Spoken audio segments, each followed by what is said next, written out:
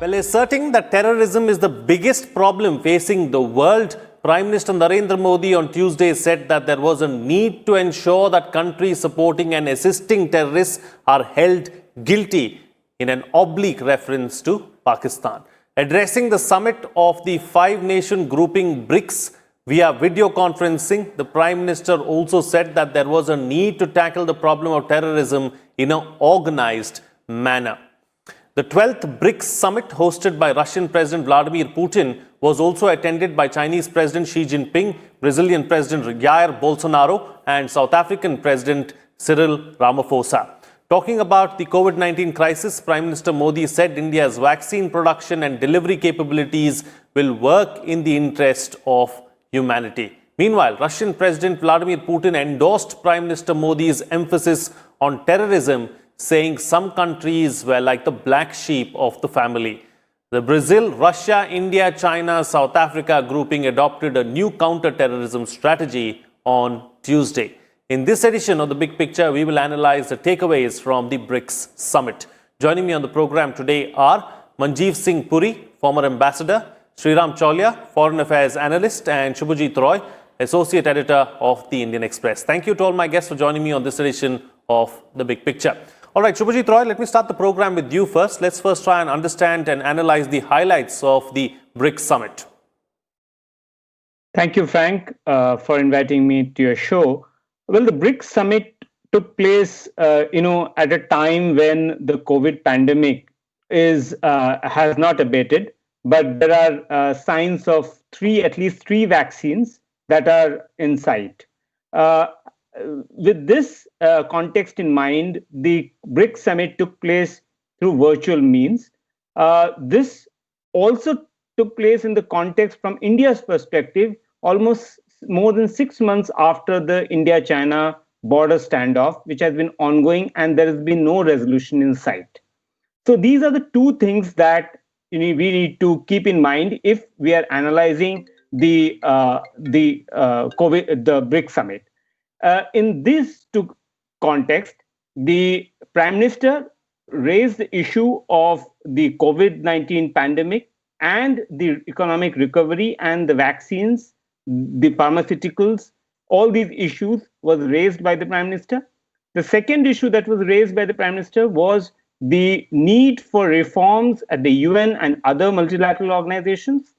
And the third thing, and which obviously caught the headlines, was the direct reference to Pakistan, without naming Pakistan, but a very direct and apparent reference to Pakistan, where he said that the countries which are supporting terrorism should also be held guilty. The BRICS countries also came up with two documents. One was the BRICS Declaration, which is a 97-paragraph document, probably one of the longest joint declaration I have seen. I defer to Ambassador Puri here. He is a much more experienced diplomat on this panel, if he has seen a longer joint declaration, joint communique. Apart from that, the other important document that was released was the counter-terrorism strategy. Now, this counter-terrorism strategy actually gives a very point-by-point and a detailed enunciation of the sort of a congruence of minds of the five BRICS countries, which have taken a position, very clear position, that countries which support, orchestrate, instigate terrorism should be held guilty. And right. That is the most biggest takeaway after this summit. Okay. From a diplomatic point of view, Ambassador, what were the key takeaways for you? Frank, thank you for inviting me, and let me compliment you at the outset for continuing your focus on major developments in the world of direct interest to India, including the BRICS Summit. We are all besotted by what has happened across the Atlantic Ocean. BRICS, as you know, is the other large getting together. The G7 on one side, the developed West in a sense, and the G7 has been posited in various minds across the world as the other. Of course, we have challenges among ourselves. You yourself started by mentioning the India-China contestation and confederation. There are many other issues. But the importance of this organization for a country like India cannot be underestimated. And it is very good that the summit has happened. Let us remember that India has now taken over the chair of the BRICS. And the next summit in 2021 will be hosted by India. So it becomes a very important staging post also for us and our perspectives. In this context, let me agree very strongly with Shubhajit when he mentioned the counterterrorism strategy. Now, let's be clear, among all the BRICS countries, the country most affected and most direct stakeholder in the fight against terrorism has been India. And to get Russia, Brazil and South Africa, as well as the Chinese, whose interests in Pakistan are very well known, to come on board has not been a small achievement, indeed very important. And this counterterrorism strategy document refers to things such as the CCIT, which has been stuck for a very long time at the United Nations. So these are all good auguries. In my perspective, there were a few other things. The Honorable Prime Minister again used this major forum of major countries to stress the need for UN reform, in particular, the reform of the Security Council. Now, we all know the Chinese have not been enthusiastic, but neither have the Russians. And so, therefore, this was a very important place to make this point with those who are really going to matter in taking these things forward. And let me point out, in the Moscow Declaration, the so-called BRICS Declaration, there is not just a pointed reference to breathe new life into Security Council reform, mirroring the outcome document of the 75th celebratory document at the United Nations, but the reference to the 2005 outcome document at the UN, which really energized the need for Security Council reform. I also noticed that in these 97 paragraphs, voluminous by standards of joint declarations of plurilateral groupings, there's also reference to global issues such as renewing the US-Russia treaty on keeping at bay the strategic weapons. These are all very important things, and they're reflective of the state of the world as of today, and especially in the last couple of weeks. I don't think the leaders were not really aware of that. All in all, I think an excellent summit, very good, and we did once again something that we always strive for, was to really keep bilateral issues out of the issue, but focus on big issues which are of critical interest to a country like India, which is really climbing the global ladder and climbing it fast. So all in all, good. And I am so happy that the next summit will be ours and we will now have the chair of the BRICS. Absolutely. We'll talk about what is it that we need to look forward to the summit in 2021 when we are the chair in just a bit. But before that, Sriram Chaulia, let me bring you into the picture now and let's focus a little bit on this counter-terrorism strategy document that was adopted. Can this be seen as a major victory for India, considering that, the other countries are not as susceptible to terrorism as India is? Yeah, Frank, especially in a grouping where for Brazil and South Africa, it's somewhat peripheral because they don't face as much of a jihadist challenge in their neighborhood. Although recently in Mozambique, right across the border, there have been some attacks and beheadings and horrific things. But in general, that part of Africa and Latin America, they have different concerns. So primarily, it's the trio of Russia, China, and India, which are directly impacted by this menace. And I think they were the ones, and definitely India, like Ambassador mentioned, is the most impacted of all. And therefore, we have been pushing for this. The only thing I would say is that, in summits, the Chinese often agree to these nicely worded statements and, high-sounding platitudes about cooperation, intelligence sharing. Even I think the counterterrorism strategy says things like no double standards.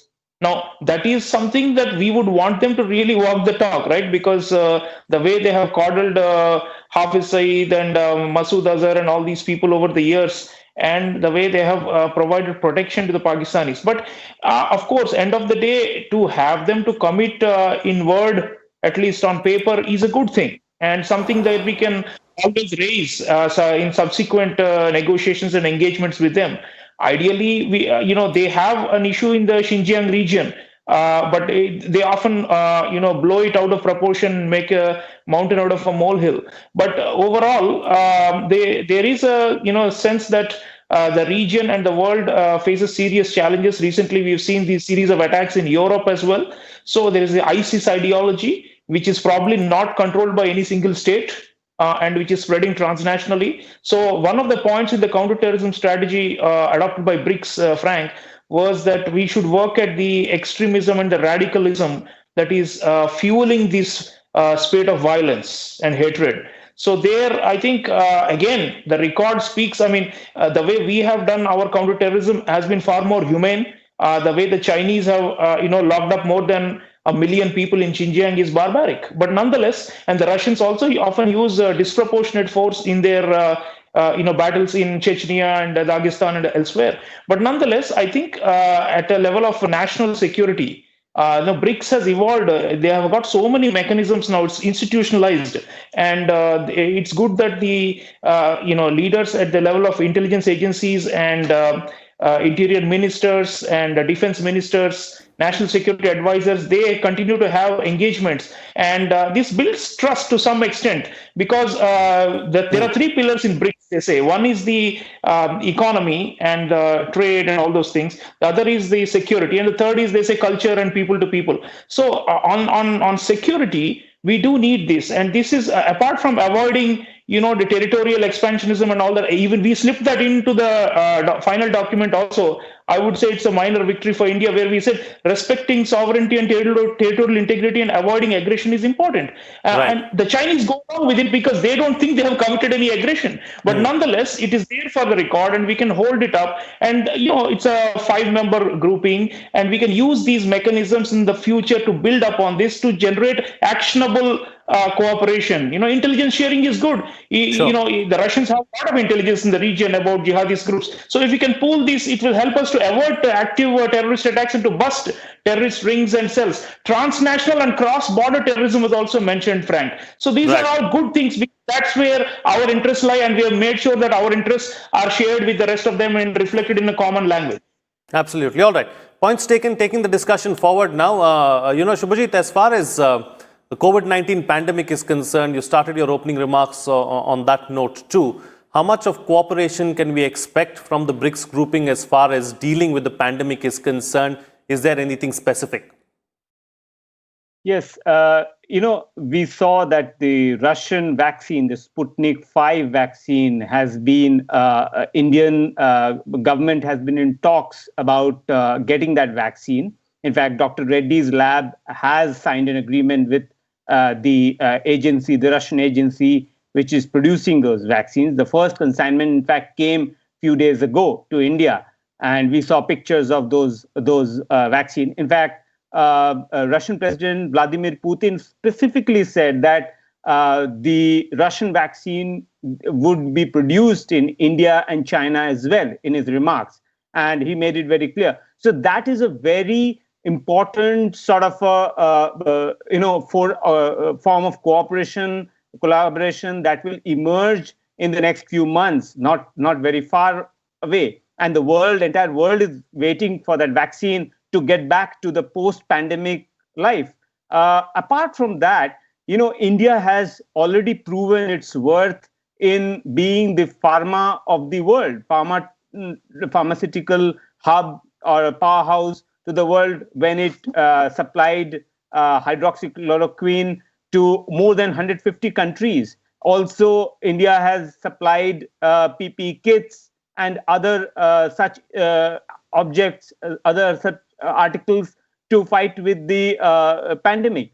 So there is a scope of cooperation with proven track record from both Russia and India. And China is also experimenting with its own vaccine. So there is a lot of room for cooperation. And because this was number one agenda on the top of the minds of all 5 leaders, so they discussed this particular issue in great detail on how they can take forward the cooperation at a more operational level, at a more concrete level, and not just empty words and just paragraphs and statements. Absolutely. All right. So, Ambassador, between now and the next summit in 2021, where India is the chair, what is it that we can expect? Frank, if you will allow me, let me just add something to what Shubhajit said. You know, Russia and China are, in a sense, in the market for the COVID-19 vaccine. Look at the point made by the Honorable Prime Minister in a most beautiful but telling manner. We are the ones who have done what we could with our abilities, PPEs, hydroxychloroquine, and we are the ones who will make whatever the world brings forward available to the masses and hence be those who will be supportive of humankind. I thought it was a very well crafted set of words and very well put, and the message would certainly have gone down with the others whose actions have been, we are the big muscular guys in terms of science and technology and we are doing it. But BRICS is about innovative growth. So this particular entire summit was about global stability, shared security, and innovative growth. And what is innovative growth is all about pulling yourself together. What can you do to try and take things forward so that you better things for yourself as well as for humanity? Now, you very rightly mentioned 2021, where India will be the chair and we'll be hosting the BRICS Summit. I hope sincerely it will be an in-person summit because it is my considered belief that such high-level interactions, especially among such important players, when they are held in person, many more things can be achieved, many more things can be done. Also in terms of side meetings, etc. There is this particular limit of doing things virtually, although the fact that it has been held is good by itself. What is it that we would push? Now, there's a very interesting augury of coincidences. India joins the Security Council on the 1st of January. We are also joining the trio of the G20, and we'll be hosting the G20 Summit in 2022 here in India. So when you put all these things together, this is actually an opportune time to talk with the most important countries in the world on the greatest issue, which is institutional reform of multilateralism to make it relevant to contemporary reality and be in the service of humanity. Put it very simply, UN Security Council reform. Russia and China, both kind of naysayers. Can we bring them on board? What can we do in these particular contexts? I think that shall certainly inform us in terms of what we'd like to do, other than innovation and growth, and try and take these things forward. Absolutely. All right. So, Sriram Chaulia, let's talk about another aspect now and bring it in because I think it was the ambassador who raised it in his opening remarks. Let's also understand that there's a level of maturity as far as these 5 countries are concerned, because we've seen multilaterals in the past getting derailed because of personal bilateral issues. Take the SAARC, for instance. The similar thing, considering what has been happening between India and China, could have happened with any of these other blocs as well, but that has not happened. That also shows a level of maturity and the kind of mechanism we have in place to sort out these kind of issues. Yeah, Frank, this is the 12th summit. We have been having this since 2009. So, and those were relatively better days in China-Indian bilateral ties.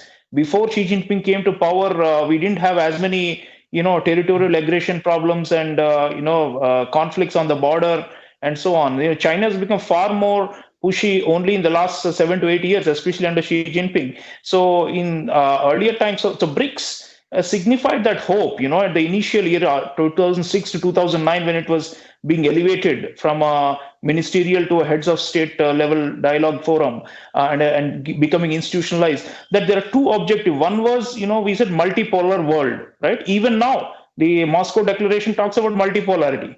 So that is a shared thing, and that's a common thing. And that is where we, to some extent, keep aside our individual rivalries, because we want large developing countries represented in these 5. And people talk about BRICS Plus, and there are a few others that can be, counted in this category of emerging market economies. We all have a common aspiration to make the world more democratic and balanced. So to that extent, especially the Chinese have wanted to use BRICS for external balancing against the US, to show that we are responsible, we are a team player. Now look at the new development bank of BRICS. the way it has been structured is quite democratic, and we fought for it. The Chinese initially wanted to turn it into another World Bank type institution where they will call all the shots and they will have the maximum voting share. It will be headquartered in China. They will, determine the policies and all that. But actually, we and the others, the other three members of BRICS, negotiated hard with them, and so the NDB was structured at the outset in 2015 itself as a level playing field where each country has equal share capital irrespective of the actual GDP size of these countries. And Mr. Kamath became the first president of the NDB. Now a Brazilian is holding it. So the Chinese have, in a way, restrained themselves to some extent, or been compelled to restrain because they want this grouping to show to the West that we can create an alternative world order. But internally, within BRICS also, there is an internal balancing. India especially, I think, is by being there, we don't boycott BRICS because we are having a border conflict with China. Why? Because being inside BRICS helps us to restrain and moderate China to some extent, and to tie China into a web of multilateralism that is more cooperative. And we understand China's need for BRICS as a counter to the West. We are not so anti-Western, but we also want a reform of the multilateral order. So these, if you look at nuances, that is why this maturity you're talking about has been sustained. So short of war with China over the border or in the Indian Ocean, we will continue with BRICS and we will try to keep this cooperative project going, because that is how our own influence also rises as a responsible power that is taking others along and also representing interests of least developed countries. The declaration time talks about the needs of LDCs and waiving the debt and debt servicing in the Corona period. So we are trying to show that we can have leadership in a collective form. So I think that has indeed matured and it will stay its course. So nobody should criticize BRICS saying it's a waste, or that the Chinese are hoodwinking or dominating it. If the Chinese were dominating it, we will not join it. We have not joined BRI. We have not joined Belt and Road, but we are part of NDB because we have forced the Chinese in many ways to moderate themselves in this institutionalized forum. So institutionalism is good and we will try to preserve it. Okay, time now to get quick closing comments from all my panelists with the best way forward. Starting first with you, Shubhajit. Yes, I completely agree with Dr. Cholia, who said the need to be on the table. There's a very famous saying amongst diplomats is, if you don't want to be on the menu, you have to be at on the table. So I think I would say that India has to be part of as many multilateral groupings because they enable India leverage against bigger powers or middle powers or any other country when it comes to negotiations. As India takes leadership role next year at the UNGA, at the UN Security Council or the BRICS, even the SCO, India has to use all these avenues, all these opportunities to maximize this diplomatic potential. Absolutely. Ambassador. Frank, I agree very much with both my colleagues, and I want to say BRICS is a particularly useful plurilateral entry in which India has a meaningful and an important role. As we will take its chair and as we will host the next summit, it is a platform of opportunity for us to be able to reach out into the world and actually bring about meaningful reforms which will be good for us and good for the world. And so therefore, I'm very glad the summit happened and very good that we are going to be helming BRICS, which is a critically important platform for global governance. Absolutely. All right. And Sriram Cholia, close the show for us with your concluding remarks.